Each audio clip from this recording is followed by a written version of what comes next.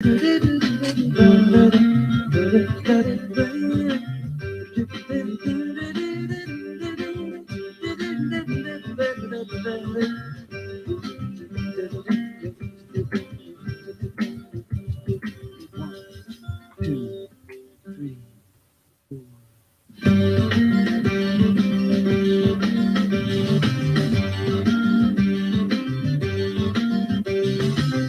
I had ever been it before, I would probably know just what to do. Don't you? If I had ever been it before on another time around the wheel, I would probably know just how to deal with all of you.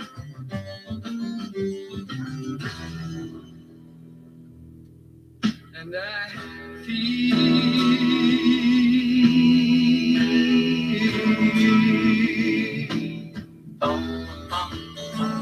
like I've been here before.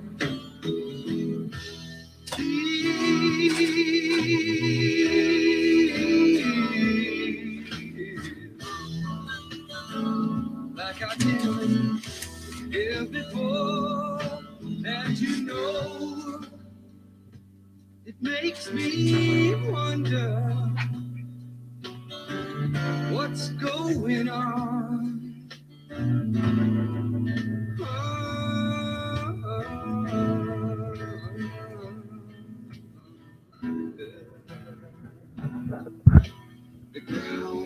Want to see some cards there, Zach and/or Porter? I'm going to put some cards up here on the screen. Saturday, back from a red eye from Phoenix, Arizona. Well rested with 1 hour sleep. Took the dog for a walk. Got some packages from SGC down in Boca Raton, Florida. And I got a package from our boy Mike O, which is in, I believe, Bucks County, PA. So let's get going here with the card cam. Forgive the lighting. I'm tired. Don't care. 1982 baseball card news. Sandy Koufax right there. Nice little card. I have some of these 82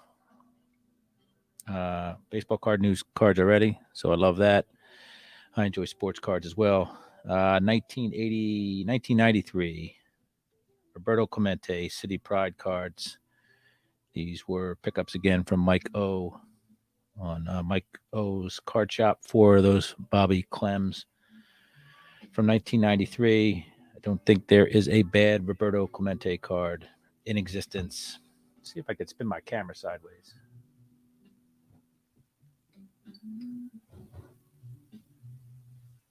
No, he says. Oh, well. We go with what we go with.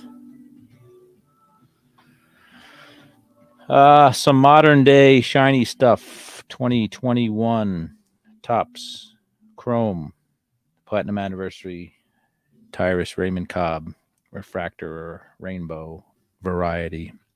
That's a good looking card. Michael Jack Schmidt from the same issue, 1991 Platinum Anniversary. Look at that Veterans Stadium background back there. It's shiny. 2022 Topps Gallery. Again, Ty Cobb, one of my favorite players of all time. And Johnny Wags, Hannes Wagner, man who looks like he belongs in a Circus Midway, but one of the greatest baseball players of all time. Look at the little pirates on his button-down part of his uniform. What do we got here? 2020 Reginald Martinez Jackson from Philadelphia, Pennsylvania. Allen and Ginter. 2021? 2011 it should be. Topps lineage, Sanford Koufax. He's from Brooklyn, New York, but he's pitching there at Dodger Stadium. Ted Williams is up next year. 2014 Ted Williams, before they were great. Theodore Samuel Williams, probably the greatest hitter of all time. and the greatest baseball ace pilot of all time. And in a couple 1953 Topps baseballs, Albert Sima. He's with the Washington Senators. My favorite set of all time, more and more every day. Little paper loss back there. I'm 93 away from finishing that set. And Harry Dorish, he's a Chicago White Sox back when the White Sox were good in the 50s. Look at that logo, White Sox with wings. I'm going to turn down the Crosby, Stills, and Nash right now. Wondering why I'm playing Crosby, Stills, Nash? Well, we know Crosby, the David variety, passed away this past week at the age of 80-something. I worked for Crosby, Stills, and Nash for 5 years, 5 months in 1990. It felt like 5 years, but it was they'll always have a special place in my heart because Crosby, Stills, and Nash was my first cup of coffee in the big leagues. I worked for a lighting company, did some tours in the late 80s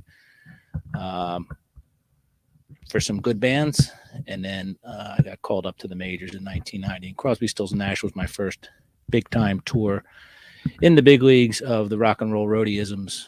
I'm playing with my microphone here. I started with them a week after I got married. Drove me and my bride across country, and started a week after I got married. My favorite Crosby, Stills, and Nash song is Helplessly Hoping. And the first time I ever heard that song at the age of 22, a week after I got married, was in rehearsals in the Valley in LA, San Fernando Valley. Had never heard the song before. I was an Iron Maiden, Ozzy Osbourne guy. These three guys just pick up their acoustics and start playing Helplessly Hoping. It's the first time I heard that song, and I was hooked at that point. So, you get to a point where you start realizing you don't know it all. And at the age of 22, I realized I didn't know everything about music. And that journey's continued on 54 years old and 364 days at this point. And I'm still learning. And this hobby is teaching me every day. And part of this live stream will be a continued education of myself in the hobby. So SGC, I sent 23 cards to SGC. Let's see how long ago that was. So on January 10th, I went to my UPS store and dropped off two packages. Why? I'll tell you why in a second. So January 10th, I dropped off two packages bound for SGC. I used UPS because if you look at some of the notes there on the USPS insurance section, says it does not cover trading cards being sent to grading. It specifically calls that out. So I did not want to send my cards uninsured to Boca Raton. We know a lot of things can go wrong in the post office system. We know a lot of things can go wrong in the FedEx system. UPS seems to have a pretty good record. So UPS, the insurance covered this thing completely. I just had to get it there. SGC had to get it back. So I was on the hook for the one-way insurance. So that's why I went with UPS.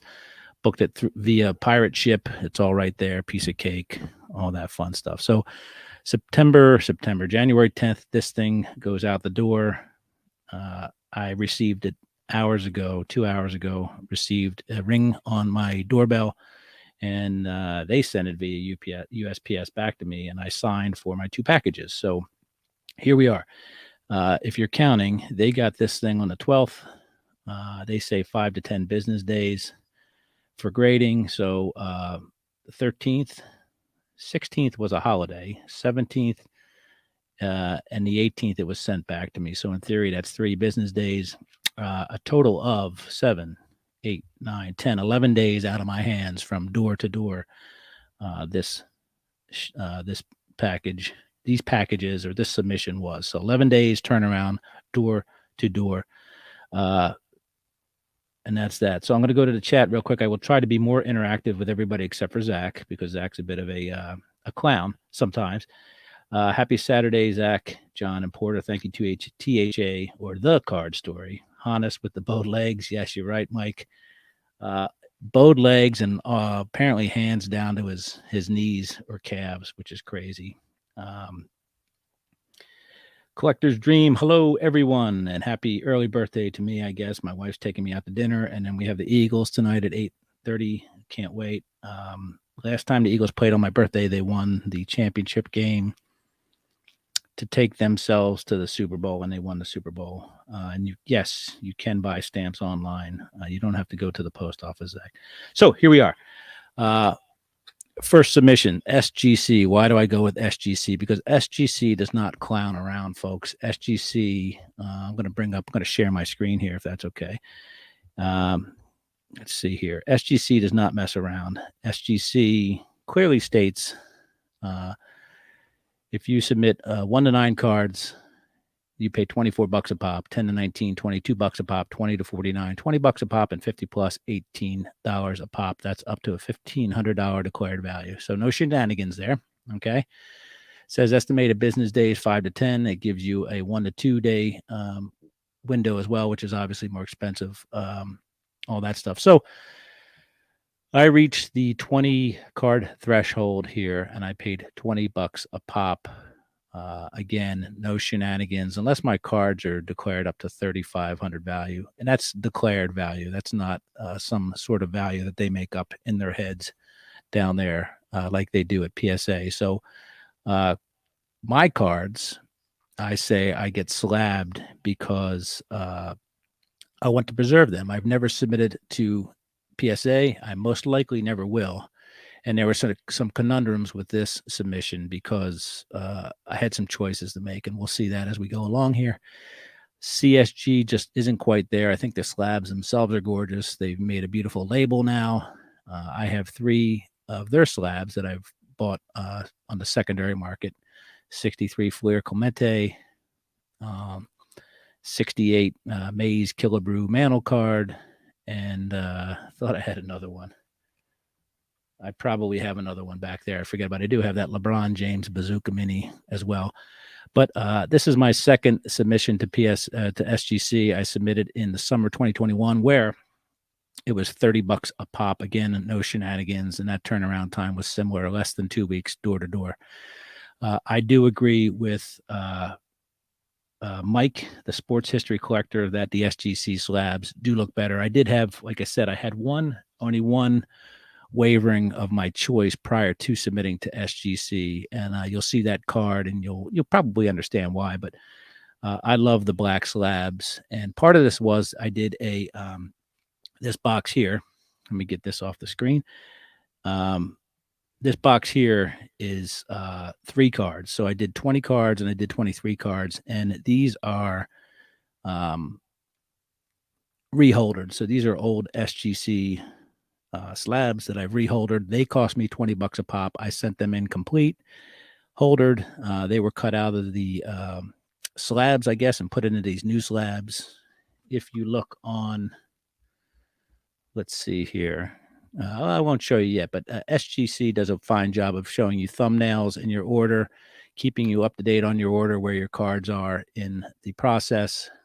After a couple of days, it said post-grading process, and then bam, the thumbnails popped up, and then they give you a link to right there in their website to a box folder. Box is like Dropbox, but it's a box, and you have full high-res scans that you can use for your own purposes, and all that fun stuff. So 3 cards reholdered. I have not opened these. I'm going to open them right now. Now, this isn't too hard to guess. The grades here, because they were already graded. So these are some bangers in here. I consider them bangers, and I felt it worthy to get them reslabbed, get them in kind of unison with the rest of my collection. And look at these little paper darts they sent at me. Awesome. So when I send these out to SGC, What I do with these slabs is my old slabs, since these were being reholdered, I put the slabs together and then I put them in a food saver bag and then I vacuum and sealed them. So it was a nice tight cardboard on each side of top and bottom, not in between because they're old slabs. Seal them up, wrap them up, and all that fun stuff. So, yeah, there's the big sticker. That's a nice sticker. I'll put somewhere, I guess. And away we go. And this is how they return them to you in a bubble wrap package. Maybe I'll go side screen here before we get to the big reveal. So nice little pocketed bubble wrap, Hoochie McCooch. They send you a sticker in there, black rubber bands. This is consistent with previous submissions, all that fun stuff. So I got myself a little tuxedo sticker there. And here's my order number and all that stuff, my invoice, all on the up and up. So again, old slabs. I'll explain a little bit about these cards and the history of them, because I think when we see a lot of reveals, we don't really find out the history of stuff. We just find out, oh, it's a 10 or it's a 9.5. But what's the history of the card? So I'll try to get to the history of these cards as best I can. All right, back to the chat. Thank you for the birthday wishes, guys. I'm not there yet, but I'll be 55 tomorrow. We'll see what happens. Collector's Dream. I got my cards back from SGC in a week. Great for vintage. Hey, Orlando, how are you? Sorry about that. So I don't understand why people go to PSA, truth be told. My collection is typically, once I get them slabbed or whatever, once I buy a card, they're going to stay with me. Now, that leads to a whole bunch of other problems with this submission, which I'll explain as well. Sal Dougie, you're right. The Eagles are moving on tonight. Wow, you have a 71 football set showcase. I have to check that out, Orlando. That's nice. Love that SGC card preview feature. CSG fan, but I'll admit that SGC has them in the flip. Customer service and consistent grading.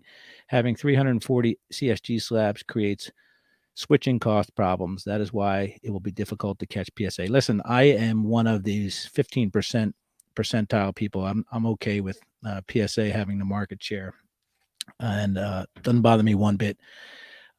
Go with what you have to look at all the time. So CSGs are absolutely beautiful. I'm just not quite ready for them, and they have some issues. I think I've explained in the past with my local card shop has said they've had issues with some of the vintage cards in their slabs. So I'm worried about that. So SGC, you can't go wrong with that. And you're right, their customer service is absolutely phenomenal. So let's get on to the first one. This is a 1965 number 170 Topps Hank Aaron. Now I've had this card reholdered because probably in the late 90s I bought this card for, I don't know, maybe $30, right? And it was one of those old SGC hard to understand slabs with various numbers on them. So $20 got this reslabbed. Yeah, so now it looks a little bit more like my other stuff. I think Hank Aaron is absolutely awesome. I have a lot of his cards, and you'll see some more cards here in my submission from Hank for sure. Moving on is the 1933 number 220 Gowdy. This 1933 Gowdy number 220 Lefty Grove. Now, I bought this in December of this year at the Philly Card Show from Ashish J. And this is a card that I wanted. I have the 1934 Gowdy, I think at a PSA, but I love Robert Moses Grove. 2.5 is what we had before, and a 2.5 is what we have now. It's a good looking 2.5 for sure. So now it looks like my other ones. And then finally, for the third reholder is 1953 Topps number 220 Satchel Paige. Again, I bought this 2021 in a old holder, and looks much nicer now. I had a PSA 5 or 6 back that I bought in the late 90s and sold it during the housing crash because I was a freelancer, and I was a little worried about money, so I went and sold a PSA, I think 6 for $700. I only paid $300 for it in the 90s, but That's one of my big regrets there. But I was able to get a 3 a couple of years ago, so now it's in its nice new tuxedo. So that's it. That's my reholders. Grove, Page, and Aaron, legends all. Moving on to the big box. Now this next one is a big box, right? Let's see what we got here. And truth be told, I kind of screwed up. I would have sent them all together, but I couldn't figure out the reholder process or the reholder submission process on SGC the first time around, but it's really easy.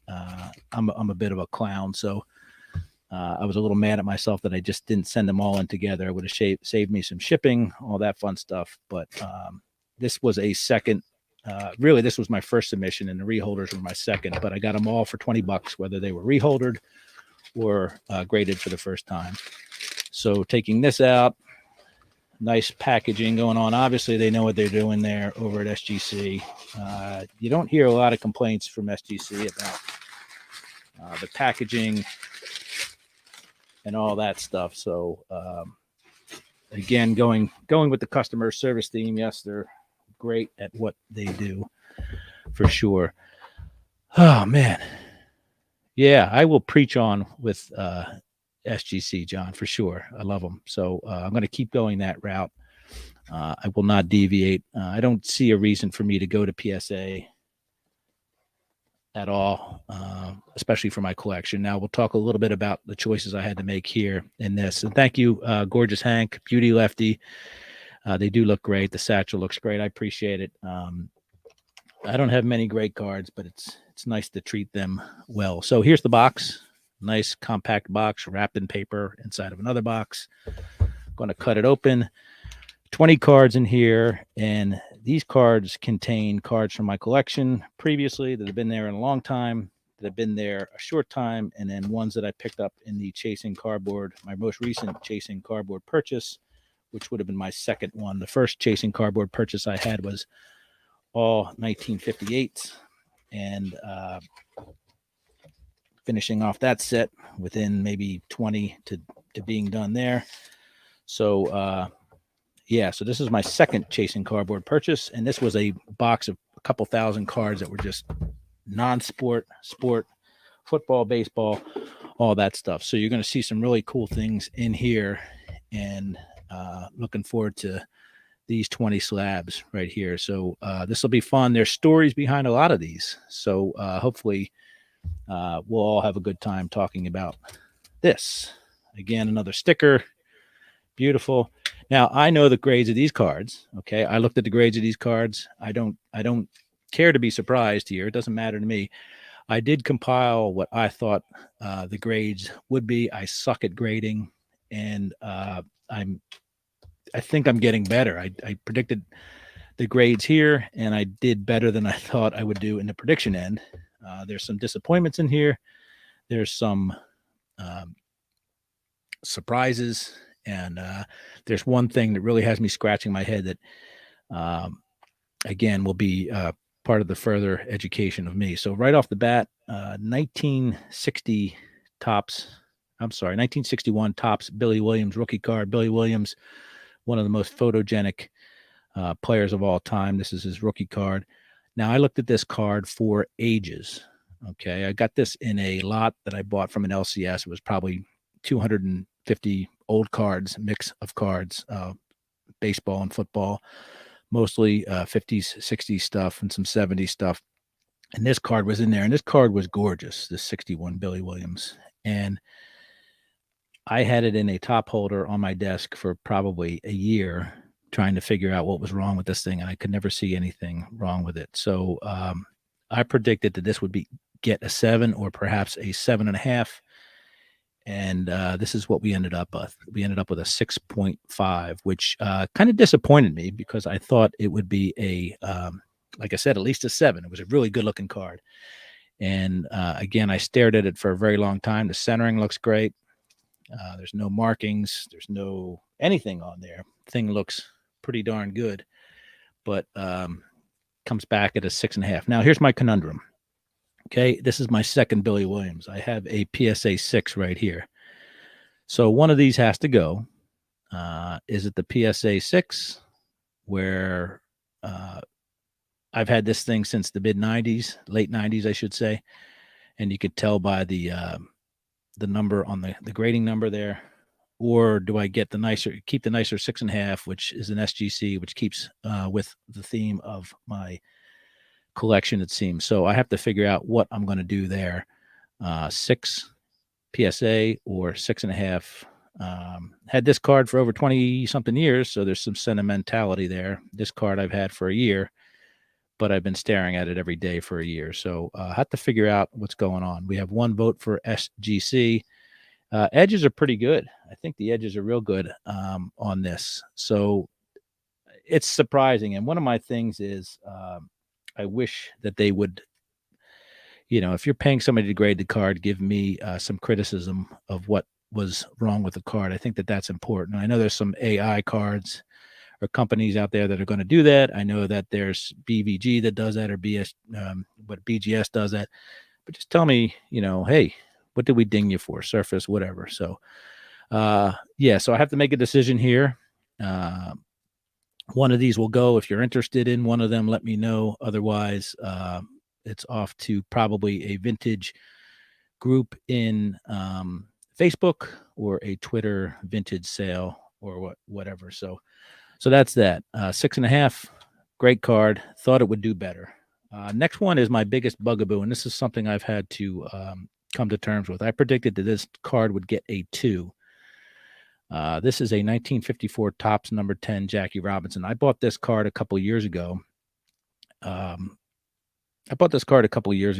As a package deal. I paid probably $350 for this and a 56 Ted Williams graded at, I think, a 3.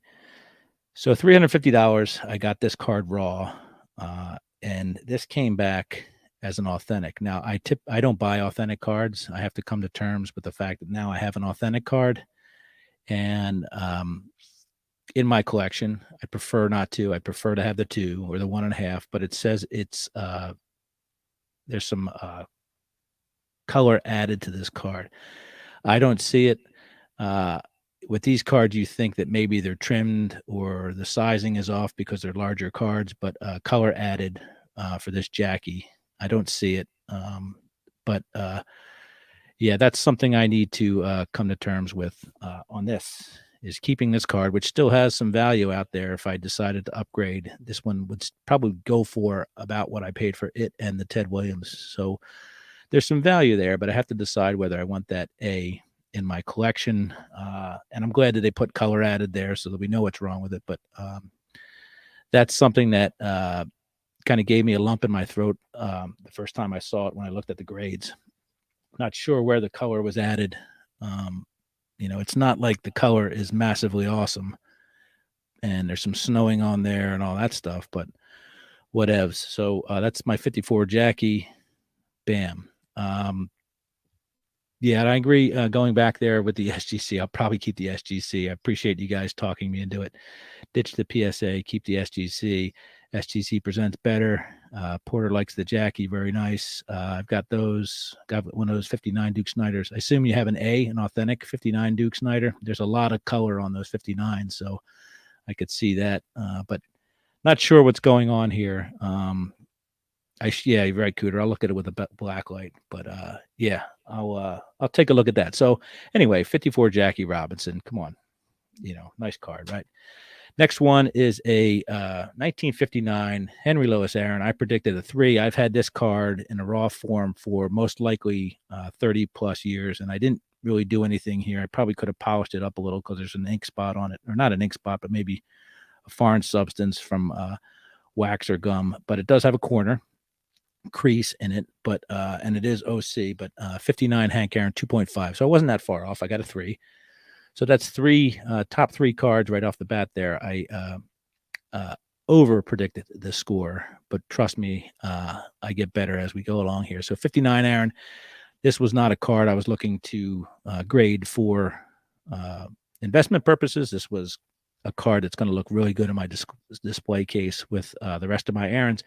Right now I have 54 through 60 slabbed, and I have most of his cards other than like 61 through 64. So I have a gap right in the middle of his career I need to get going. So 2.5, 59 Hank. Had that card in a raw form probably since the 80s, I would think. Next card is a 1957 Topps, number 20, Hank Aaron. I predicted that this card would get a 2. The 57s are brutal as far as everything, registration, centering, and that goes to baseball, that goes to football, and that goes to non-sports cards. I have some 1957 non-sports cards that are absolutely atrocious as far as their cutting there. So they had some issues in 57. So this guy's got registration problems. It came back as a 2. This is a card that I bought, I think, at Burbank Sports Cards, and I wanted a left-handed Hank. I got myself a left-handed Hank. It wasn't the best, but you have to, if I were to upgrade this card eventually, get a better example, in order to move this, it would need to be graded for sure. So maybe in the future, this guy goes somewhere if I come across a better opportunity with a 57 Hank, or I keep this forever and love it as it is. So that's that. That's Hank. A little bit of an ink spot on the back here, off center, registration issues, all that stuff. So happy with the 2. I nailed that one. Next one is a 1960 Topps, number 300, Hank Aaron. I predicted a 3 and it got a 3. This 2 has, I think it has a corner. I think it has a slight crease in it somewhere. It's definitely OC, possible diamond cut, as you can see there.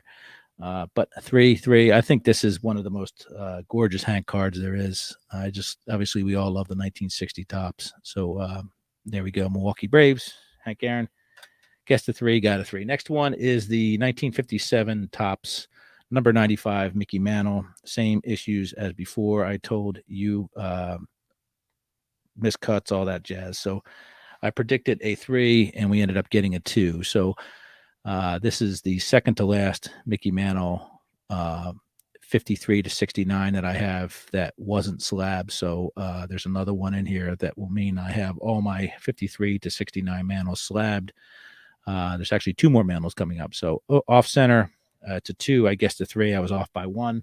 Registration isn't horrible considering all that stuff, but this is a weird card because in the background they kind of black somebody out back there. If you've ever seen these 57s, there's somebody right here that they kind of airbrush out. So interesting card for sure. Next one is a 58 Topps 487 Mickey Mantle. I guessed a 4. This is a card that is a gajillion printed card.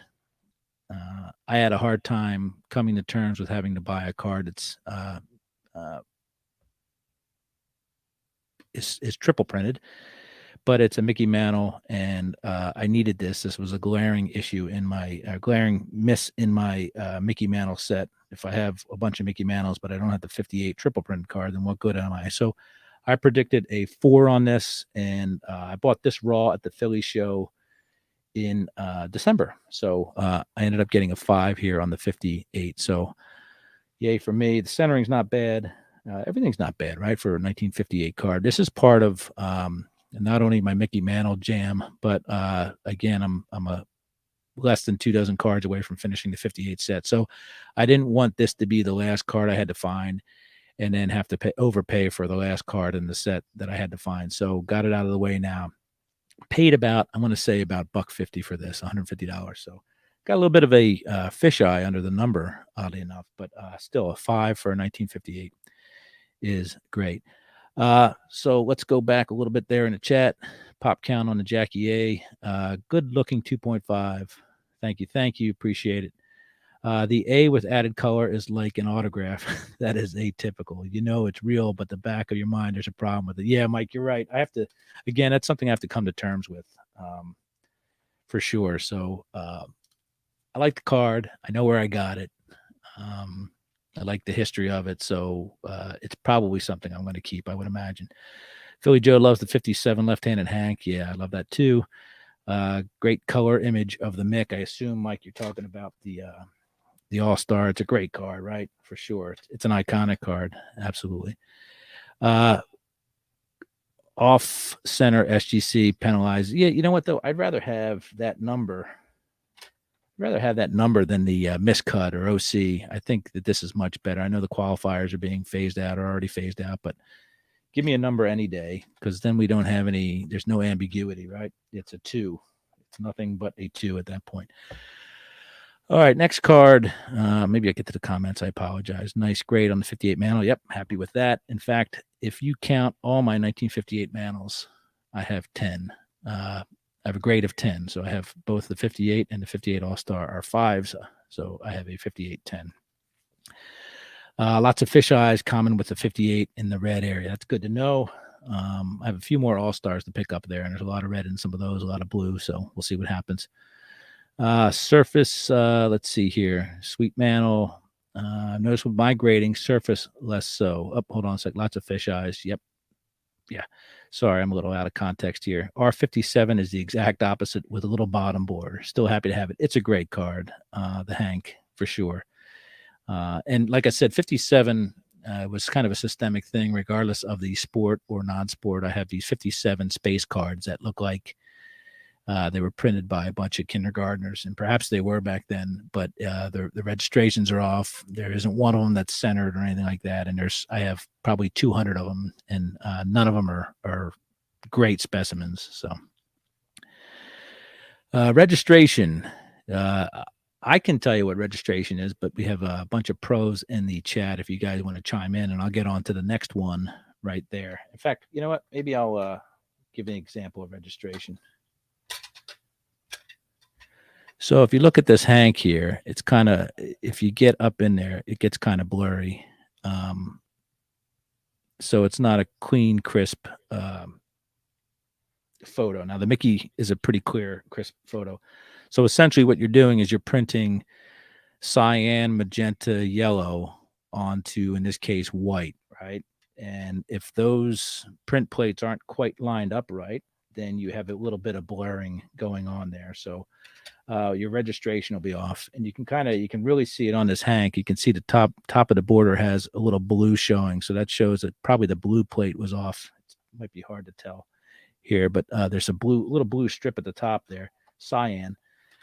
So probably the blue plate was off a little bit. So that gives you a little bit of a blurring thing going on there. So yeah, I have a bunch of those 57s. I think I have the whole set. Plus I probably have 100 of the 100 spares dupes that I have up on eBay right now. Next card.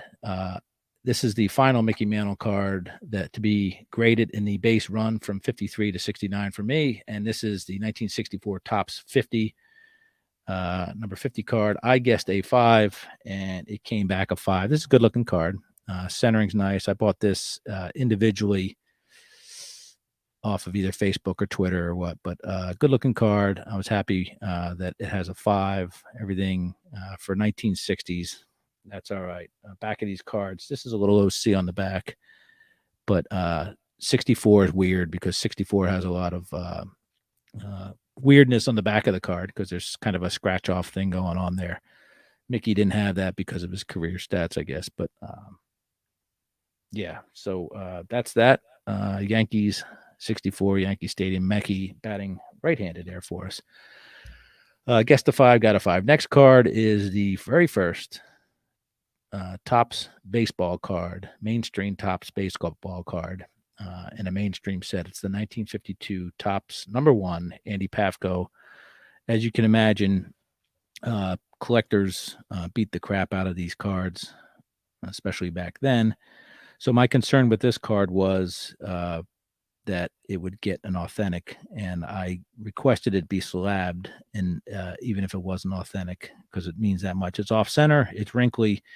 I guessed a 1, and I would have been ecstatic with a 1, and it got a 1. So it's the 52 #1 Andy Pafko, part of the Chasing Cardboard, last Chasing Cardboard purchase I got. Off center, obviously, doesn't matter. Even centered wasn't going to help this thing. It's got some wrinkles. This is the first card you'd see in your shoebox or your rubber bands or whatever. So a little rounded on the back, but all good. 52 Andy Pafko #1 card. So that'll go on my display case up on my wall. Iconic card. Now, the other part of the other bread in this sandwich was the Eddie Matthews rookie card, which is the last card. And of course, many of us know that as the most expensive Topps rookie card of all time, consistently. So that's that. All right, next two cards are the same cards. Why, you say, am I sending the same two cards in? Well, I got a 1960 Topps number 23 Jimmy Brown in a purchase in a parking lot in Blacksburg, Virginia, while visiting my son at college. When I travel, I'll pop into Facebook Marketplace and change my location. Well, there was a guy selling some vintage baseball cards, shows up. He says, "Oh, I also have some vintage football cards." So he threw those in too. So I got it was my first 1960 Jim Brown card. And then with the Chasing Cardboard purchase, I also was able to acquire one. So this is the one I got in Blacksburg, Virginia. I figured it would be a 1 because it's got some print and indentation issues, but it looks like it happened in the printing process. So it's a 2. So this is the one I got in the parking lot in Blacksburg, Virginia. You can see the print lines going across there. And on the right side of that card is an indentation as well. So happy with that grade. Guessed a 1 because of all that print stuff. But I have a whole bunch of 1960 Topps football right now, and that seems to be predominant or prevalent among a lot of those 1960 Topps cards. So guessed a 1, got a 2, and all good there. So that's that one. Now the Chasing Cardboard one, I guessed a 2, and I got a 4. So this one's OC. Otherwise, it's in great shape, but it doesn't have the print mark. So do you keep the print mark centered, or do you keep the off-centered without the print marks? It has the 4. I have to decide what I'm going to do there. One of these will go somewhere, and we'll figure that out as we go. So guessed a 1 and 2, got a 2 and a 4. So happy with that, obviously. Moving on. Now, this is gets to the CSG question, because there's no doubt in my mind this next card was not going to be sent to PSA, which is where it probably should have been sent if you are an investor / flipper. But this is a card that I bought in a collection of prior to purchasing this box of cards. I had probably 5 Michael Jordan cards. Well, now I have over 200 of them, and this was one of those purchases. And there's some good cards in there. I think an 87, 88 sticker. There's a couple inserts. But this card is beautiful, and this is why I got it slabbed. I wanted to maintain its beauty. And it's the 93, 94 Topps Finest number 1, Michael Jordan. I guessed that this would be an 8. It's probably a pipe dream considering how they scrutinize modern cards. This came back a 7. So obviously, Mr. Vintage Baseball has a modern Jordan. I have a lot of modern Jordans, by the way. So as I went along and as I was chatting with you guys, I noticed there's like a little bit of a ding, not a ding, but like a pimple on one of the borders. It's right down here on the bottom. You can't see it, of course, but that's probably the difference between a 7 and an 8. It's a gorgeous card. And I got it slabbed because I think it would look great on my wall in one of my display cases. Wonderful colors. Michael Jordan is the greatest basketball of all time. Don't LeBron me anytime. This is the man. And just a cool card to have. Now, I was going to send this to CSG, to get a more modern look to it. But, the colors contrasting with the black tuxedo are not bad at all. So, love that. So going back to the chat a little bit here. Yeah, card number matching. Keep the number 4 Brown. I agree with you. I'm probably going to keep that. But you have to get them slabbed, right? Even if you have 2 of them, you have to get them slabbed. And you'll see this later on with a couple other things. Have to get them slabbed so that you can sell them, because that $20 I spent on slabbing it will probably add $40 of value. So it's stupid, but that's the way things go. It gives other people peace of mind knowing that it's not authentic or hasn't been trimmed or whatever. So kind of a dance with the devil there, I suppose.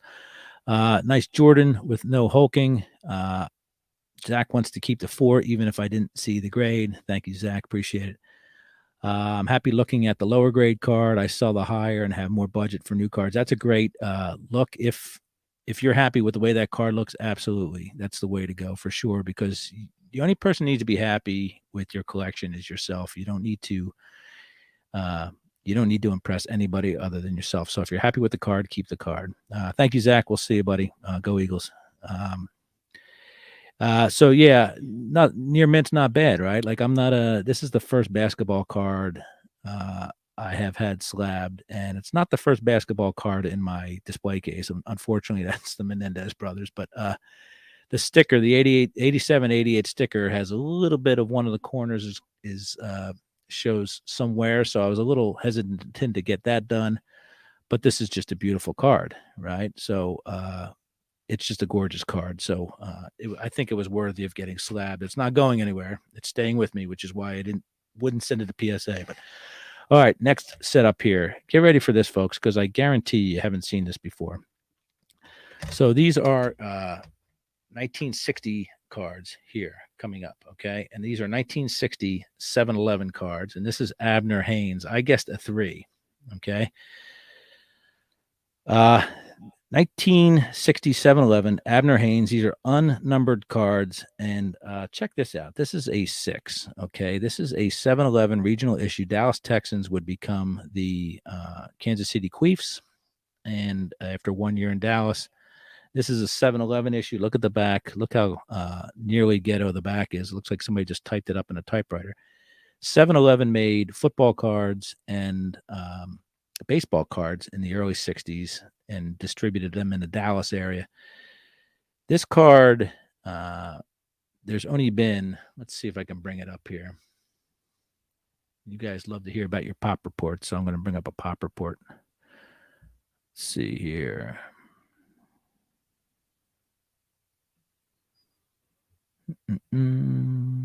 But this is pretty special here because these are pretty rare cards, okay? And let's see here. Shoot, present, share screen, bam. Okay. So if you can see here, this Albert Haynes, there's only been 6 graded total, and 1, 2, 3, 4, 5, 6. This is a 6, and there's only one other 6 around, and there's none higher than this. Very rare cards. The Albert Haynes seems to be the rarest of all of this bunch. There's other cards from this set have been graded 7s, 7.5s, 8s by SGC. And same kind of thing going on over there at PSA. Let's see here. Sorry for the white screen. But for the Albert Haynes, there's only been 6 of those graded, and 1 at a 6 and 2 at a 6. So out of nope, I lied. 1 at a 6 and 2 7s. So these are pretty rare cards indeed. And I didn't know any of this until I got them graded, obviously, but pretty sexy. If you ask me, I'll bring it back up on the screen. Not a lot of cards in this set. None of them are numbered. And I imagine if I were in Texas, this would be a pretty big deal. The gentleman who this collection was purchased off of, this was a Chasing Cardboard deal. He is from Texas, so that's how we ended up with that. So was looking for a 3 because I've never seen these before, and it's an entire white card, so it's figured they'd be tough on the grading, but ended up getting a 6 there.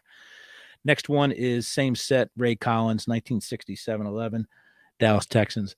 I guessed a 2 on this because it seemed like there was a little bit of a variation, and there's some schmutz here on the bottom, and this is actually an uncorrected error because if you look at these 2 cards, Dallas Texans here on the Abner Haynes, there's no Dallas Texans on this Ray Collins, and that's noted as a uncorrected error. It's the only card in that set like that.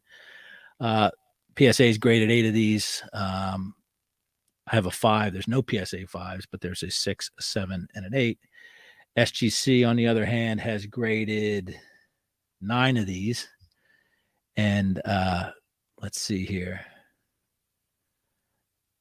There's 2 that have been graded 5s, 1 5.5, 3 at 7, and 2 at 8. So this definitely had some issues. Like I said, some print marks or something on the bottom. And there's some color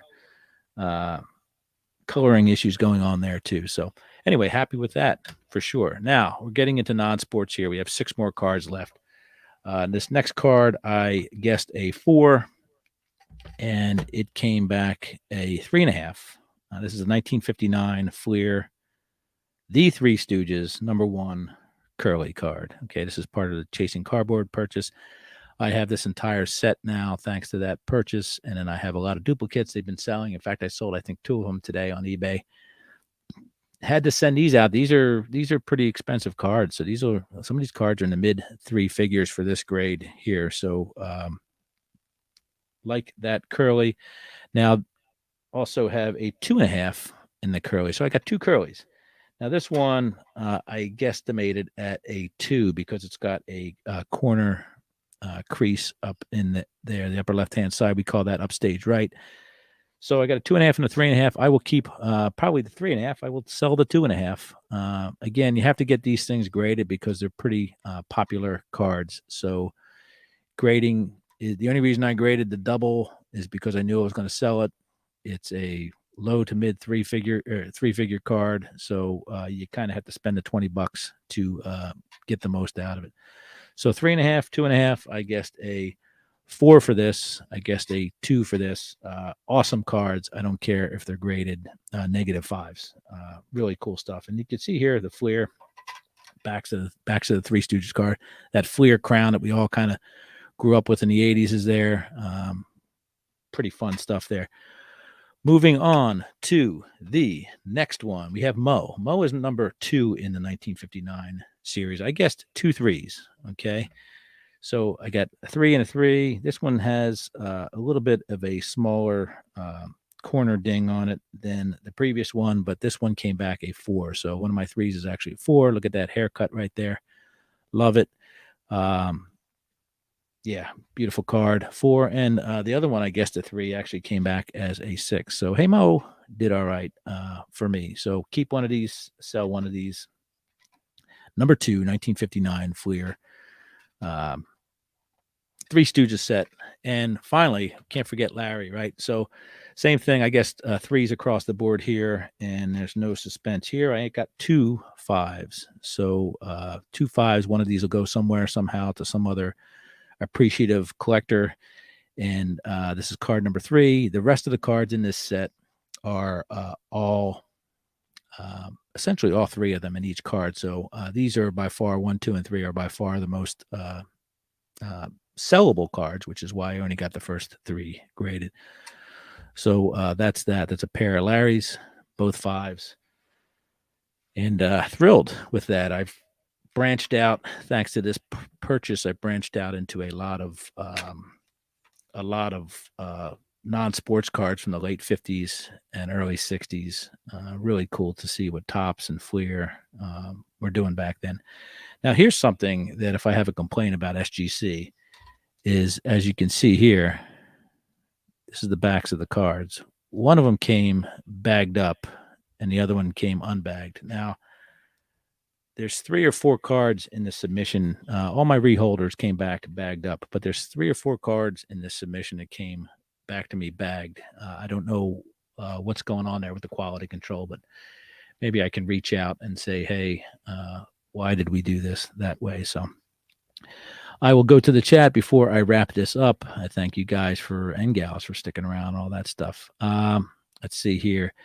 Mike says, you're correct. I never heard of those 7-Eleven cards, but they're cool. Yeah, there's the baseball ones are pink. And Mike Moynihan and I kind of discovered, when he was going through his collection, we were FaceTiming, and he said, well, we looked them up in real time, and we were amazed to discover that there were 7-Eleven baseball cards. So when these football cards came, I was even more amazed at what they were. Pretty cool stuff. So, I'm trying like hell to get a 1961 Topps Cotton Davidson. Nada so far. I'm not sure what set that's from, the Cotton Davidson. Cooter says, people get hung up on subjective grades. A modern 7 is still beautiful. A vintage 2 is awesome. Your 54 Jackie is great, and you had 0 qualms about it until SGC crapped in your Cheerios. I love Cheerios, and I do only want bananas in my Cheerios. So you're right, Cooter. It'll go up there next to the other ones. 52 tops Jackie's probably out of my reach, but I need to get myself a 55 Jackie. I have a 56. That's probably, I think it's a 4.5, whatever. I have a 53. I have a 54, and I have the 50 Bowman. So it'll look good up there, right? Who cares? You're becoming a Blue Jacket 66 clone with the oddball sets. Yeah, well, you know what? You're right, but it's fun. My astronaut cards, my Civil War cards, my space cards, my Three Stooges cards, and there's a bunch of other ones. Here's something for you.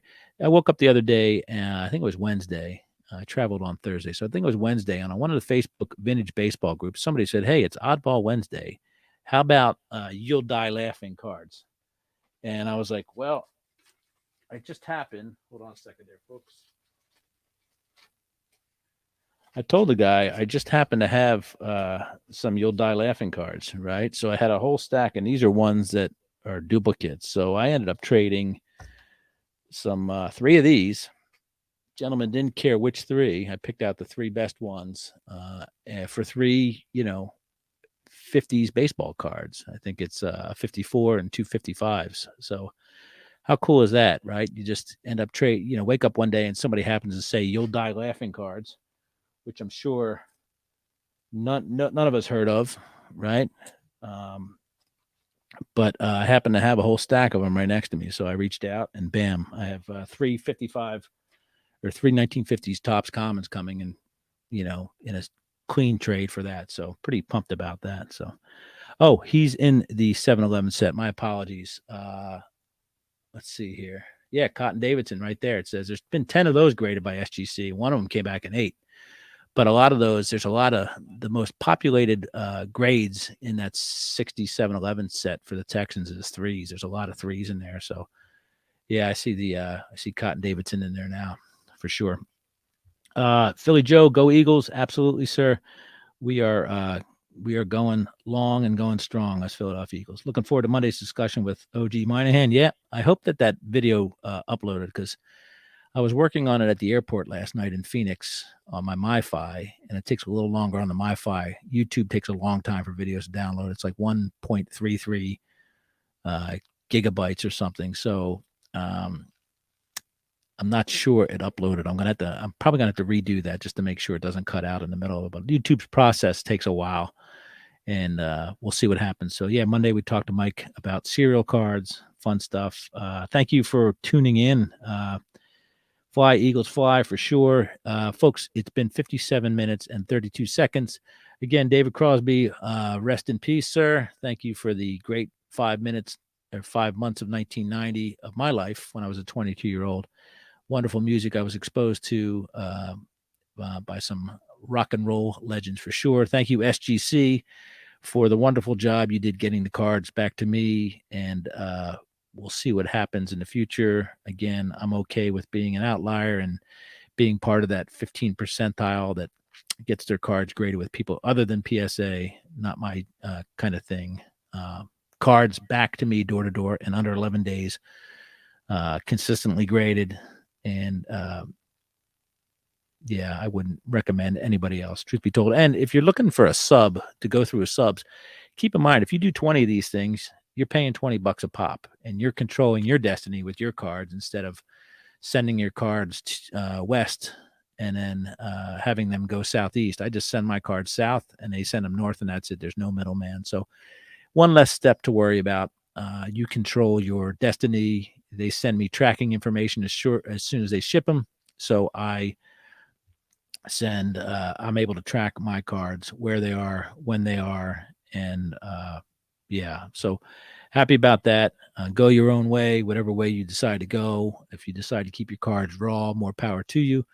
If you decide to preserve your cards like I do, then so be it. And then again, the rare occasion where you have to grade your dupes, do what's best for you. So thank you, everybody. Yeah, PSA does not send your cards to Honolulu. Mike, you're right, man. Boy, that scared the crap out of me, man. 3-hour tour in Honolulu.